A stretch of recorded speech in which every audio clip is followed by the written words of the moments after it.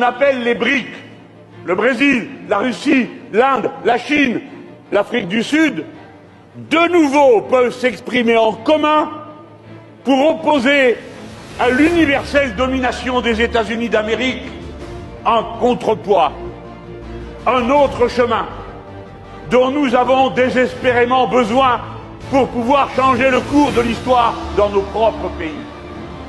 Le retour de Lula a permis que soit prise la décision historique qui va être confirmée au sommet des BRIC en août de cette année. En août qui vient là.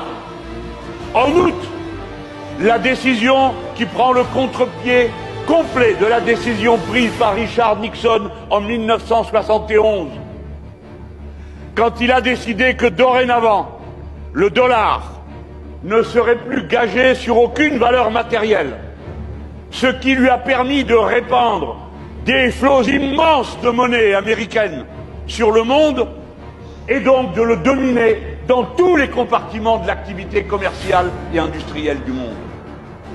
Les BRIC ont décidé de décider, en août qui vient, qu'ils allaient créer une monnaie commune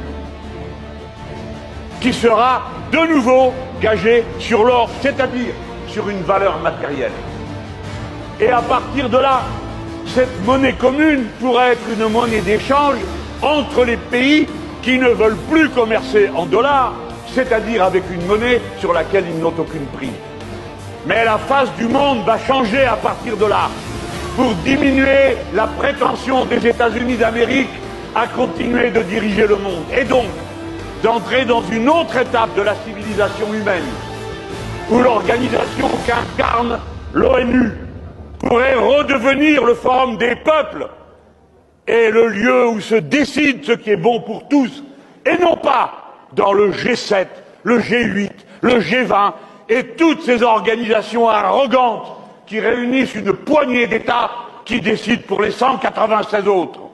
Les BRIC représentent aujourd'hui 35% du PIB mondial, tandis que le G7 ne représente que 31%.